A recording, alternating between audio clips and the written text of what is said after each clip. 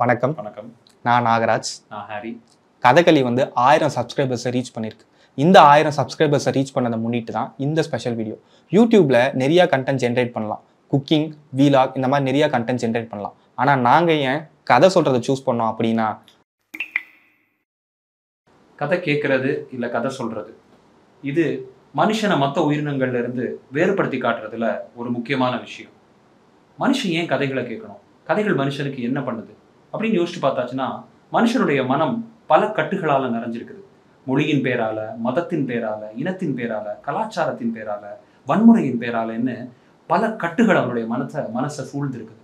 So ஒரு கதை மனுஷனுக்கு தன்னை பத்தின சிந்தனையை தனக்குள்ள ஏற்படுத்துறது மூலியமா இந்த கட்டுகள்ல இருந்து விடுதலை அளிக்குது. உலகம் ஃபுல்லா இருக்கிற நல்ல கதைகளை மக்கள்கிட்ட வந்து சேர்க்கறது தான் கதைகளியோட நோக்கம். அந்த கதை என்ன வடிவத்தில் இருந்தாலும் சரிங்க, ஒரு திரைப்படமாவோ ஒரு நாவலாவோ, அது என்ன வடிவமாக இருந்தாலும் சரி, அதை மக்கள்கிட்ட கொண்டு போய் சேர்க்கறது தான் கதைகளியோட நோக்கம். அப்படி நாங்கள் பார்த்து ரசித்த ஒரு கதையை பற்றி தான் இந்த வீடியோவில் பேச போகிறோம். அது என்ன கதை அப்படின்னா,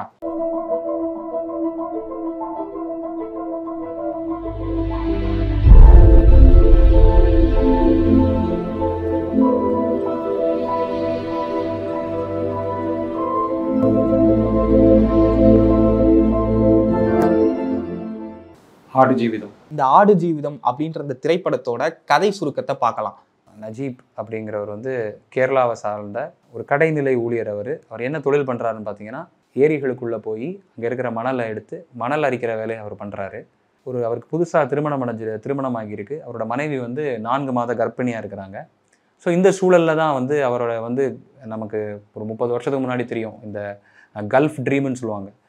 எல்லாருமே இந்த மாதிரி மிடில் ஈஸ்ட் கண்ட்ரீஸில், கல்ஃப் கண்ட்ரீஸில் போய் செட்டில் ஆகி அது மூலியமாக அங்கேருந்து நிறைய பணம் நாம் சம்பாதிக்கலாம், அது மூலியமாக நம்ம பொருளாதாரமாக ஒரு அப்லிஃப்ட்மெண்ட் அடையலாம், சமூகத்தில் ஒரு மதிப்போட வாழலாம் அப்படிங்கிற ஒரு நோக்கத்தோட நிறைய பேர் நாம் தமிழ்நாட்டில் இருந்து போகிறத நாம் கேள்விப்பட்டிருப்போம். நம்மளுடைய குடும்பத்தை சார்ந்த நிறைய பேர் இதே நோக்கத்தோட நம்ம இந்த ஊரை விட்டு வெளிநாட்டுக்கு போய் வேலைக்கு சேர்ந்துருப்பாங்க. ஸோ அதை மாதிரியான அப்படி தான் நஜீபும் இங்கேருந்து ஏதோ ஒரு வேலைக்காக ஒரு ஏசி ரூமில் அவருக்கு அக்காமடேஷன், டெய்லி ஃபுட்டு, 3 வேளை சாப்பாடு, ஒரு மரியாதையான ஒரு வேலையை நினச்சிக்கிட்டு அங்கே சவுதி அரேபியாவுக்கு போகிறாரு. சவுதி அரேபியாவுடைய ஏர்போர்ட்டில் போய் ரீச் ஆகிறாரு. அங்கே போய் பார்த்தா அவரை அழைச்சிட்டு போன ஏஜென்சிலேருந்து யாருமே வரல. ஸோ இந்த நேரமாக அங்கே வரக்கூடிய இன்னொரு நபர் அவருடைய பாஸ்போர்ட்டெல்லாம் வாங்கிட்டு அவங்கள ராத்திரியாக வண்டியில் நிறைய தூரம் ட்ராவல் பண்ணி கூப்பிட்டு போகிறாங்க. இவங்களும் அதில் ரொம்ப அழகான விஷயம் என்னென்னா, அந்த கல்ஃப் ட்ரீம்னு சொல்கிற மாதிரி அந்த கல்ஃப் கண்ட்ரியோட அழகை பார்த்து அவங்க ரசிக்கிறாங்க. அதனுடைய பாலங்களாக இருக்கட்டும், கட்டடங்களுடைய பெருசாக இருக்கட்டும், அங்கே மின்னக்கூடிய வண்ணங்களான விளக்குகளாக இருக்கட்டும், இதெல்லாம் பார்த்து அப்படியே மெய் மறந்து போய் வண்டியில் ட்ராவல் பண்ணி போகிறாங்க. ஆனால் வண்டி போய் ரீச் ஆகி காலை பார்த்தா தான் தெரியும், அது ஒரு ஆள் நடமாட்டமே இல்லாத ஒரு பாலைவனம். இந்த பயணத்தில் அவங்கள பிரிச்சுட்டு நஜீப் ஒரு மசாரா இந்த ஆட்டுத்தொழுவும், இந்த ஹக்கீம் இன்னொரு மசாராலையும் தனித்தனியாக வேலை பார்க்குறாங்க. அவங்க எங்கே இருக்காங்கன்னு அவங்க 2 பேருக்கும் தெரியாது. ஸோ இந்த மாதிரியான ஒரு சிச்சுவேஷனில் தான் நஜீப் அங்கே மாட்டிக்கிறாரு. அவர் பேசுகிற மொழி அங்கே இருக்கிறவங்க யாருக்கும் புரியலை, அவங்க பேசுகிற மொழி அவருக்கு புரியலை. இதில் ஆடுங்க வேறு சத்தம் போட்டுட்ருக்குது. ஸோ நஜீப் போய் எவ்வளவோ கெஞ்சி பார்க்குறாரு. ஆனால் கொஞ்சம் நேரத்துக்கு அப்புறம் தான் அவர் ரியலைஸ் பண்ணுறாரு, இல்லை நம்ம இந்த இடத்துல ட்ராப் ஆகிட்டோம், மாட்டிக்கிட்டோம். ஸோ இதுலேருந்து தான் இந்த படம் ஆரம்பமாகுது. எப்படி நஜீப் இந்த பாலைவனத்தை தாண்டி போனார், இந்த பாலைவனத்தை தாண்டி போக முடியுமா?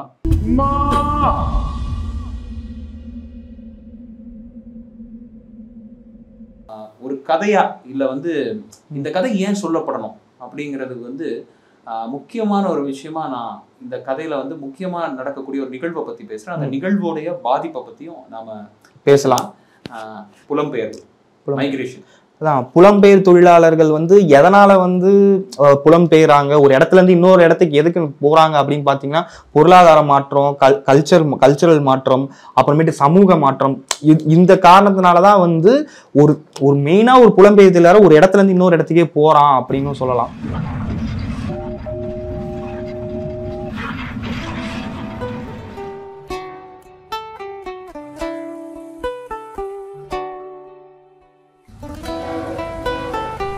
எத்தனை தூரம் தரையோ, எத்தனை தூரம் தீரையோ. இந்த மாதிரியான புலம்பெயர்வுக்கு ஸோ இந்த மைக்ரேஷனில் இருந்து இந்த படம் அடுத்து போகிற இடம் என்னன்னு பார்த்தீங்கன்னா ஐடென்டிட்டி கிரைசிஸ்.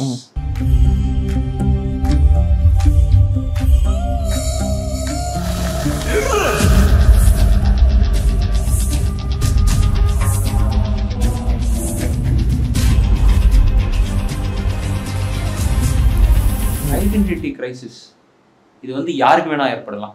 முதல்ல ஐடென்டிட்டி கிரைசிஸ்னா என்ன அப்படின்னு பார்த்தாச்சுன்னா, நம்மளுடைய வாழ்க்கை ஃபுல்லா நாம பழகின மனிதர்கள், நாம செய்யற வேலை, நம்ம படிச்ச படிப்பு, இது எல்லாமே நமக்கான ஐடென்டிட்டி. நம்மளுடைய திறமைகள், நான் நல்லா பாடுவேன், நான் நல்லா ஆடுவேன், நான் நல்லா நடிப்பேன் அப்படின்னு நம்மளை பத்தி நமக்கு இருக்கக்கூடிய ஒரு பிம்பம். ஸோ இந்த பிம்பம் வந்து நஜீபுக்கும் இருக்குது. நஜீபுக்கு வந்து ஒரு அழகான குடும்பம் இருக்குது.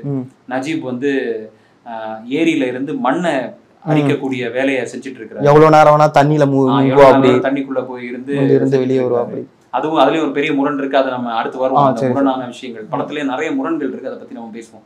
ஸோ தண்ணிக்குள்ள போய் இந்த மண்ணை அரிச்சுட்டு இருக்கிறாரு. அவருக்கு அழகான வீடு இருக்குது.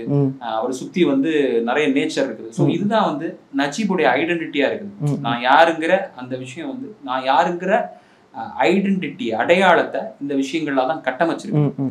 ஸோ நஜீப் இங்க இருந்து அப்படியே எடுத்துட்டு போய் கட் பண்ணா அப்படியே ஒரு பாலைவனத்துல இருக்கக்கூடிய ஒரு ஆட்டு தொழுவத்துல ஒரு அடிமையான ஒரு சூழ்நிலைக்குள்ள போறாரு. ஒரு அடிமையான ஒரு ஊழியரா அங்க போறாரு.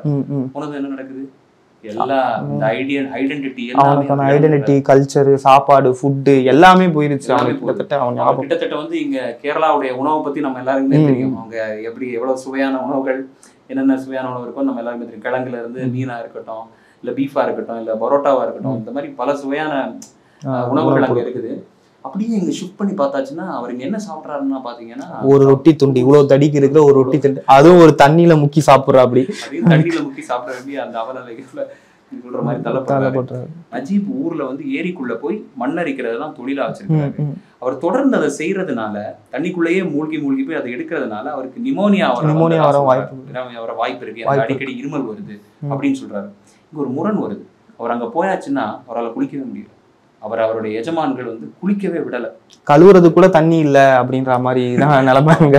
ஸோ இந்த ஐடென்டிட்டிக்கல் கிரைசிஸ் இருக்குல்ல, நான் ரொம்ப சுத்தமானவன், நான் வந்து இவ்வளவு நாளா நான் காலையில அங்க எழுந்து எந்திரிச்சாதான் ஆத்துல குளிப்பேன், நான் வந்து ஷேவ் பண்ணிப்பேன், டெய்லி ஷேவ் பண்ணுவேன், நல்ல உடை போடுவேன். ஆனா இது எல்லாமே மொத்தமா உடைஞ்சு அந்த மனுஷன் ஐடென்டிட்டி கிரைசிஸ்க்குள்ள போறான். ஸோ இந்த ஐடென்டிட்டி கிரைசிஸ் வந்து நஜீபுக்கு மட்டும் ஏற்பட்ட ஒரு விஷயம் இல்லை. ஆடு ஜீவிதம்ங்கிற அந்த கதையில நஜீபுங்கிறவருக்கு மட்டும் ஏற்பட்ட விஷயம் இல்லை. நமக்கும் ஐடென்டிட்டி பல சூழல்ல நடந்துட்டு தான் இருக்கு. காலேஜ் முடிச்சு வந்த உடனே அவனுக்கான அடையாளம் என்ன அடையாளம்ன்றதை அவன் தேடுவான். அவனுக்கான அடையாளம் என்னன்னா அவன் செய்ய போற வேலை தான் அவனுக்கான அடையாளமா இருக்கும். ஸோ எல்லாருக்குமே தன்னோட வாழ்க்கையில இந்த ஐடென்டிட்டி கிரைசிஸ் அப்படின்றது ஒண்ணு வந்து கடந்துதான் வந்திருப்போம். அப்படிப்பட்ட ஒரு ஐடென்டிட்டி கிரைசிஸ் தான் நஜீப் மாட்டுறாரு. ஆனா நமக்கு நடந்ததை விட அது வந்து எக்ஸ்ட்ரீமா நடக்குது.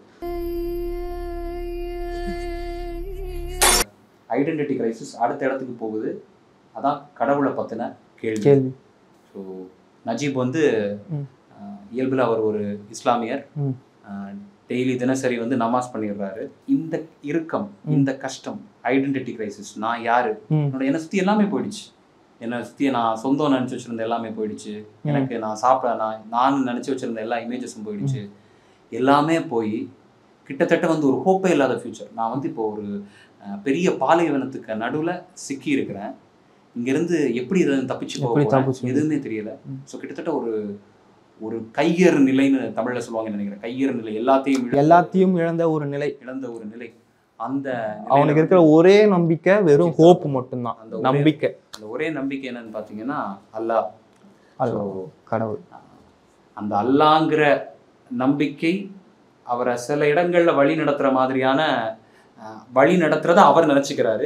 சில இடங்கள்ல அந்த கடவுளுங்கிற நம்பிக்கைக்கு எதிரான கேள்விகளை கேட்கிறாரு. நாமளும் பல நேரங்கள்ல வந்து நம்மளோட லைஃப்ல வந்து நாமளும் பல நேரங்கள்ல இந்த கடவுளுக்கு எதிரான கேள்விகளையோ இல்ல கடவுளுங்கிற இந்த ஐடியாவுக்கு எதிரான கேள்விகளை நம்ம வச்சுப்போம். ஏன் எனக்கு இது நடக்குது? நஜீபும் அதை சொல்ற, நீங்க நானும் கஷ்டப்படுறேன், நடக்கணும், நான் யாருக்கு என்ன பாவம் பண்ணேன், ஏன் இது நடக்குது அப்படிங்கிற மாதிரி இந்த ஐடென்டிட்டிக்கல் கிரைசிஸ் நஜீபை தன்னுடைய கடைசி ஹோப்புக்கு எடுத்துட்டு போகும். அதான் கடவுள். ஸோ கடவுள் ஆடு ஜீவிதத்தில் எங்கிருக்கிறார்? Must walk till die. La ilaha illallah. படத்துல வந்து கடவுள்னு எதை மென்ஷன் பண்றாங்க அப்படின்னு பாத்தீங்கன்னா, கடவுள்னு மென்ஷன் பண்றது வந்து அந்த நம்பிக்கை, அந்த ஹோப், நம்ம எப்படியாவது ரோடுக்கு போயிடுவோம், நம்ம இங்க இருந்து தப்பிச்சு வெளியே போயிடுவோம் அப்படின்ற அந்த நம்பிக்கை தான் வந்து கடவுளா வந்து எனக்கு தெரிஞ்சு வந்து இந்த படத்துல வந்து காட்டுறாங்க. ஆனா நான் அதை எப்படி பாக்குறேன்னா, அந்த நம்பிக்கையை கடவுளா பார்க்கல, அந்த நம்பிக்கைக்கு பின்னாடி ஒரு பலம் தேவைப்படுது. இந்த நம்பிக்கை இருக்குது, இந்த நம்பிக்கைக்கு பின்னாடி சரி அவர் பார்த்துப்பாரு, இந்த நம்பிக்கையும் இந்த கடவுளுங்கிற விஷயமும் பிணைஞ்சிருக்குது. ஆனா இந்த படத்துல கடவுளுங்கன்னு நான் எதை பாக்குறேன்னா, இல்ல இந்த படத்துல கடவுள் அல்லாஹ் வந்து அவர் எப்பப்ப ஹெல்ப் பண்றாருன்னு பாத்தீங்கன்னா, நிறைய கோஇன்சிடென்சஸ் நடக்கும்போது, எதார்ச்சியான சம்பவங்கள் நடக்கும்போது. இப்போ உதாரணமா பாலைவனத்துல வந்து அந்த அவங்க நமாஸ் பண்ணிட்டு இருக்கிறாங்க, இந்த பாம்புகள் வந்து உடனே வர ஆரம்பிக்குது. அவர் நெத்தி இப்ராஹிம் வந்து அவரோட நெத்தியை வைக்கும்போது பாம்புகள் வர ஆரம்பிக்குது. அவங்க 2 பேரும் தப்பிச்சிடறாங்க, இப்ராஹிமும் ஹக்கீமும் தப்பிச்சிடறாங்க. இந்த பாம்புகள் வந்து நஜீபை எதுவுமே பண்ணாம அவரை தாண்டி அவரோட கால்களுக்கு மேல ஏறி போகுது. அதே மாதிரி நஜீப் வந்து ஒரு இடத்துல வந்து ஆடுகளை மேய்ச்சிட்டு இருக்கும்போது அவருக்கு ரொம்ப முடியாம அந்த ஆடுகள்லாம் செதறண்டு ஓடிடுது. இப்போ நஜீப் வந்து எப்படா அந்த ஆடுகளை நான் திரும்ப கூப்பிட போறேன் அப்படின்னு சொல்லும்போது இன்னொரு ஆடு மற்ற ஆடுகளை கூப்பிடுது. ஸோ இது இந்த கோஇன்சிடென்சஸா வந்து அவர் அல்லாவோட கருணையா நஜீப் வந்து எடுத்துக்கிறார். ஸோ இப்போ ஒரு கேள்வி வருது, அவர் கடவுள் கருணை கொடுக்குறாருன்னா ஏன் இவ்வளவு கஷ்டப்படுறாரு? வந்து யாராவது கூட்டிட்டு போயிடலாம்ல. ஆமா, ஆனா பொதுவாகவே வந்து இந்த மாதிரியான வெஸ்டர்ன் ரிலீஜியன்ஸோட ஐடியாலஜி எதுவா இருக்குதுன்னு பாத்தீங்கன்னா, கடவுள் வந்து உனக்கு கஷ்டத்தை கொடுப்பாரு, அப்பதான் நீ கடவுளை தேடுவ, உன்னுடைய நம்பிக்கையை உறுதிப்படுத்துறதுக்காக தான் கடவுள் வந்து கஷ்டத்தை கொடுக்குறாரு அப்படிங்கிற ஒரு தீமா கூட இருக்கலாம். அந்த நஜீப் இஸ்லாமிய பார்வையில வாழ்க்கையை பார்க்கறதுனால இந்த மதத்தினுடைய பார்வை இந்த படத்துல இருக்கலாம்னு நான் நினைக்கிறேன். மற்றபடி வந்து இந்த மாதிரியான கேள்விகளுக்கு நம்ம பர்சனலா விடையை தான் கண்டுபிடிக்க முடியும் நான் நினைக்கிறேன். எனக்கு என்னமோ இந்த படம் வந்து கடவுள் இருக்காரா இல்லையா அப்படின்றத வந்து அவங்க வந்து ஒரு இன்டர்பிரேஷனா தான் விட்டுருக்காங்கன்னு நினைக்கிறேன் ஆடியன்ஸ் கிட்ட. கிட்டத்தட்ட அவங்க வந்து கடவுள் இருக்குன்னு நினைக்கிறவங்க இருக்குதுன்னு நினைச்சுக்கிட்டோம், இல்ல அப்படி இது வந்து வெறும் அது வந்து அவங்க வந்து அவ்வளோ நம்பிக்கையா வந்ததுனாலதான் வந்து அந்த ஹோப்பு தான் வந்து இவரை வந்து இவ்வளவு தூரம் எடுத்துட்டு வந்திருக்கு அப்படின்னு நினைக்கிறவங்களும் இருக்கலாம். இது வந்து ரெண்டு விதமாவும் எடுத்துக்கலாம். ரெண்டு விதமாவும் எடுத்துக்கலாம். இப்போ வேற ஒருத்தர் வந்து இது வேற மாதிரியான இன்டர்பிரேஷன் கொடுக்கும். அவ்வளவுதான். இது வந்து ரொம்ப எதிர்ச்சி நீங்க ஏன் கடவுளுங்கிற வார்த்தையை கனெக்ட் பண்றீங்க, எதிர்ச்சி, அவ்வளவுதான். அப்ப இவனுக்கு நடந்ததெல்லாம் அப்போ இதுக்கு பதில் இருக்குன்னு அதுக்கு பதில் இருக்கு. இதை வந்து எப்படி வேணா எடுத்துக்கலாம். ஓகே,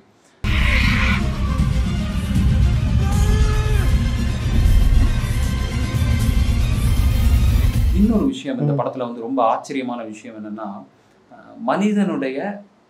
மனுஷனுடைய இருப்பு எப்படியானதா இருக்கு, மனுஷனுடைய உளவியல் எந்த மாதிரியான வேலையை செய்யுது அப்படிங்கறத வந்து இந்த படம் வந்து ரொம்ப அழகா சித்தரிக்குது. மனுஷனுடைய லாங்கிங்ஸ் என்ன, நம்ம முதல்ல வந்து ஐடென்டிக்கல் கிரைசிஸை பத்தி பேசணும். அது வந்து மனித உளவியல்ல ஒரு பெரிய இடத்தை வைக்கும். ஐடென்டிட்டிங்கிறது தான் மனித உளவியல். மனிதனுடைய ஒரு மனுஷனுடைய சைக் என்ன, அவனோட அடையாளம் என்ன அப்படிங்கிறது தான் சைக்காலஜியோடைய ஃபவுண்டேஷனாவே இருக்கு. ஸோ அதுக்கப்புறம் வந்து இந்த படம் இந்த சைக்காலஜிக்கல் ஆஸ்பெக்ட்ஸ் எவ்வளோ அழகா ரெப்ரசன்ட் பண்ணுது அப்படின்னு பார்த்தீங்கன்னா, என்னை பொறுத்த வரைக்கும் மனுஷனுக்கும் அட்டாச்மெண்ட்ஸ், மேன் அண்ட் அட்டாச்மெண்ட். நீங்கள் வந்து நஜீப் அவருடைய ஐடென்டிட்டி மேல அவரை அறியாமலே அட்டாச்மெண்ட் ஆயிராரு. அதனாலதான் அவர் வந்து இவ்வளவு பெரிய ஒரு கிரைசிஸுக்குள்ள போறாரு. பிளஸ் இன்னொரு அழகான காட்சி, அவர் வந்து அந்த பேக்கை பிடிச்சி வச்சிருக்கிறாரு.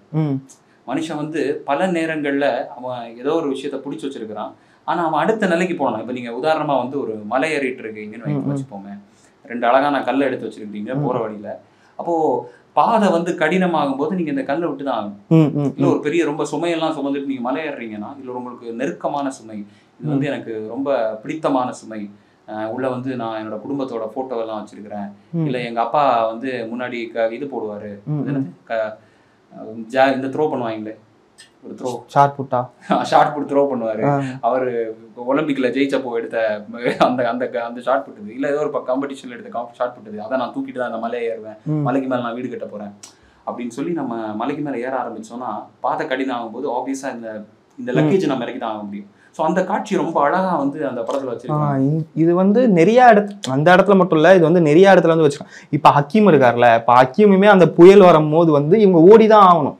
அந்த மண் புயல் வரும், ஹக்கீம் இறந்துட்டாருன்னா ஹக்கீமை தூக்கிட்டு போக முடியாது, ஏன்னா இவங்களே உயிர் இதுல தான் இருக்காங்க.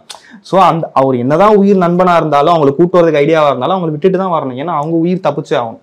இங்க தகுதியானது தப்பி பிழைக்கும் அப்படின்னு சொல்லுவாங்கல்ல, அது மாதிரிதான் கிட்டத்தட்ட. அப்புறம் இன்னொரு சீன்ல கூட வந்துட்டு இருக்கும், இப்போ ஊருக்கு போகலாம் வாங்க போகலான்னு சொல்லிட்டு அவங்க அக்கியமும் இன்னொருத்தரும் வந்து கூப்பிடுவாங்க. கூப்பிடும் போது அந்த ஆடு அந்த இதெல்லாம் வந்து சாப்பாடு போடுவார். சாப்பாடு போட்டுட்டு அவருக்கு அந்த இடத்த விட்டு வெளியே வர்றதுக்கே பிடிக்காது. அது கிட்டத்தட்ட அவருக்கு வந்து நரகம். கிட்டத்தட்ட நரகத்துக்கும் பழக்கமாகி அங்க இருக்க ஆடு மேல காதல் வச்சு நீங்க போட்டுறேன், நான் புது ட்ரெஸ் போட்டிருக்கேன், நான் போயிட்டு வந்துடுறேன், நான் இனிமே உங்களை பார்க்க மாட்டேன், இந்தாங்க சாப்பிடுங்க அப்படின்னு சொல்லி போட்டுட்டு அழுவுற. அப்படி நான் வாழ்ந்த இடத்த விட்டு போறேன், அந்த நரகத்தை விட்டு. அதே மாதிரிதான் கிட்டத்தட்ட நம்ம வாழ்க்கையிலுமே அது வந்து கனெக்ட் பண்ணலாம். நம்மளுக்கு என்னதான் பிடிக்காத வேலையா இருந்தாலுமே அந்த வேலையை விட்டு வரும்போது நமக்கு வந்து ஒரு ஃபீலிங், ஒரு இது ஒண்ணு இருக்கும். பிடிக்காத ரிலேஷன்ஷிப்ல இருந்து வெளியே வந்தாலுமே அந்த ஒரு இது ஒண்ணு இருக்கும். ஸோ இதை வந்து நிறைய இடத்துல கனெக்ட் பண்ணலாம். இந்த மாதிரியான சீன்ஸ்ல நிறைய இடத்துல வந்து கனெக்ட் பண்ணியிருக்காங்க. ஹியூமன் அட்டாச்மெண்ட் வந்து அது என்னதான் பிடிக்காது, அவனுக்கு செட் ஆகாது, அவனோட வாழ்வியலுக்கும் அதுக்கும் ஒத்து வராது, அவனை கஷ்டப்படுத்தும் அப்படின்னாலுமே ஹியூமன் வந்து அதுக்கு மேல வந்து அட்டாச்மெண்ட் வச்சிருவான். ஏன்னா அவன் அது கூட இருந்து பழகிட்டான்.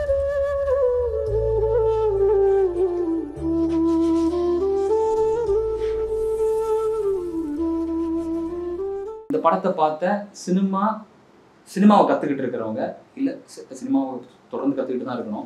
ஸோ நாங்களும் அதுதான். ஸோ சினிமாவை கற்றுக்கிட்டு இருக்கிறவங்க என்ன சொல்கிறாங்கன்னா, இது வந்து ஸ்க்ரீன் பிளே ஸ்ட்ரக்சராகவே சரியில்லை, ஃப்ளாஷ்பேக்கு பின்னாடி போகிறாங்க. பட் நான் இதை இந்த அவங்க சொல்லக்கூடிய எல்லா பாயிண்ட்டுகளையுமே நான் வேற படங்களில் ஃபீல் பண்ணியிருக்கிறேன். ஆனால் எந்த பாயிண்ட்டுமே இந்த படத்துக்கு இடையூறாகவே இல்லை. இந்த படம் என்ன அது எல்லாத்தையுமே மறக்க வச்சிருச்சு. அதாவது என்னோட ஐடென்டிட்டி அதை மறக்க வச்சு நான் இந்த இடத்துல வந்து எதுக்கு வந்து இப்போ ஃப்ளாஷ்பேக்கில் வந்து இப்போ தான் வந்து ஃப்ளாஷ்பேக்கில் அவர் ட்ரெயின் ஏறி சவுதி அரேபியாவுக்கு வந்தார், திரும்ப எதுக்கு ஃப்ளாஷ்பேக் போய் அவரோட ஒய்ஃபோட ரொமான்ஸை காமிக்கிறாங்க. அந்த லாஜிக்கெல்லாம் இந்த படத்தோட சேராது. அவன் பாலைவனத்தில் இருக்கிறான். அவன் பாலைவனத்தில் இருக்கும்போது ஞாபகங்கள் அப்பப்போ தான் வரும்.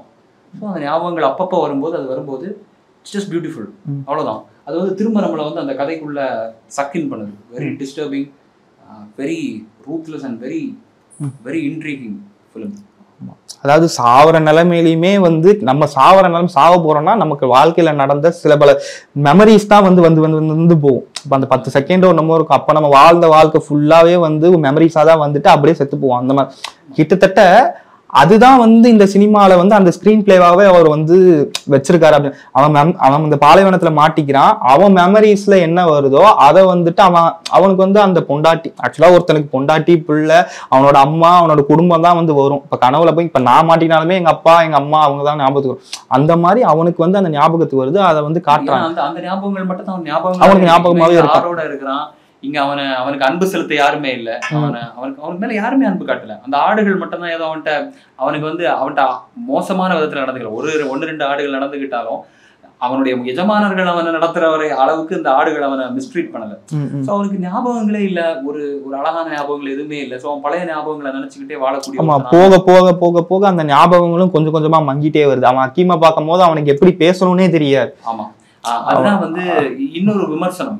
என்ன விமர்சனமா அவங்க வைக்கிறாங்கன்னா, ஏன் அவரோட ஒய்ஃபை காமிக்கல, ஏன் அவரோட ஒய்ஃபை வந்து அவரு விட்டுட்டாரு. இந்த கதை ஒரு கணவன் மனைவிட்ட போய் சேர்ற கதை இல்லை. எல்லாத்தையும் இழந்த மனிதன் தொடர்ந்து வாழ முடியுமா? அப்படி வாழ்ந்தா அவன் எதுக்காக வாழணும்? அவனால வாழ முடியுமா? அவனுக்கிட்ட உடை இல்லை, உணவு இல்லை, அவன்கிட்ட சொந்த பந்தம்னு யாருமே இல்லை. அவனுக்கு வந்து இதுல நம்ம தப்பிச்சு போமான்னு தெரியல. இது எதுவுமே இல்லாத ஒரு மனுஷன் எப்படி இதெல்லாம் தாண்டி இன்னும் அவன் வந்து ஹோப்போட லைஃப்பை லீட் பண்றான் அப்படிங்கிறத பத்தின கதையை தானே நான் பாக்குறேன். தவிர ஒரு லவ்வரு இன்னொரு லவ்வர்கிட்ட போய் சேர்ற படமா நான் பார்க்கல. எப்பவும் சொல்லக்கூடிய ஒரு கதையா இந்த கதை கிடையாது. இது வந்து ஹோப், மனுஷனோட ஹோப், கம்ப்ளீட்டா ஒருத்தனோட ஹோப்பை பத்தின படம் தான் இது. அதுக்கான கதை தான் இந்த கதை. இந்த படத்துல ஒருத்தனோட சஃபரிங், அதாவது ஒருத்தனோட பசி, ஒருத்தனோட வலி, ஒருத்தனோட தண்ணி இல்லாத கஷ்டப்படுறது, துணி இல்லாம கஷ்டப்படுறது, குளிக்காம கஷ்டப்படுறது, அப்புறமேட்டு மெமரிஸ் இல்லாம கஷ்டப்படுறது, பேச முடியாம கஷ்டப்படுறது, அப்புறம் அவனோட அடையாளத்துக்கான கஷ்டப்படுறது. ஒரு மனுஷன் பிறந்ததுல இருந்து சாவர வரைக்கும் என்னெல்லாம் கஷ்டப்படுவானோ அதுல இருக்க எல்லா கஷ்டமும் இந்த கதையில அந்த நஜீப் அப்படின்ற கதை. அது கஷ்டப்படுறதுனா சாதாரணமான கஷ்டப்படுறது. இப்ப நார்மலா ஒருத்தன் பிறந்த வாழ்க்கை எல்லாமே இதை அனுபவிப்பான்.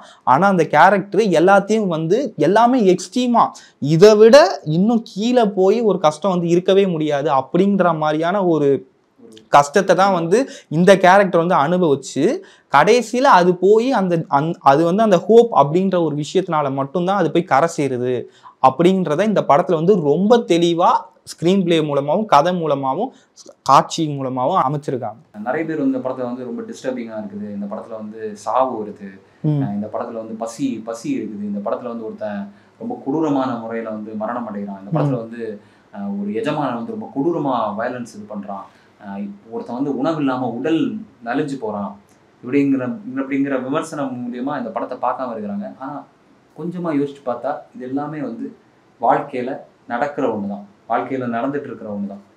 ஸோ அதுல இருந்து வாழ்க்கையுடைய நிஜத்தை புரிஞ்சுக்கிட்டு அதுல இருந்து தான் நாம வந்து நம்பிக்கையை வளர்த்துக்கணுமே தவிர இது எதுவும் இல்லை, நான் வந்து கண்ணை கட்டிட்டேன்னா அந்த கண்ணை கட்டினா உலகமே இருண்டு அப்படின்னா அந்த மாதிரி இல்லாம இந்த படம் ஒரு மனித சஃபரிங் மூலியமா எந்த சஃபரிங்கா இருக்கட்டும், உனக்கு என்ன வேணா உடைஞ்சு போகட்டும், நீ நம்பிக்கையோட இருந்தா நீ என்ன நினைக்கிறியோ அதை அடையலாம்.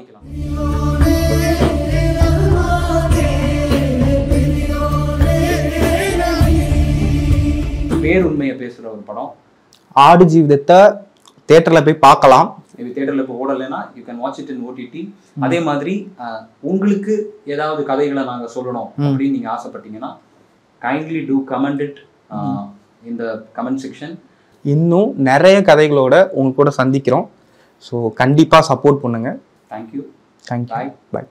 பெரியோரே என்ற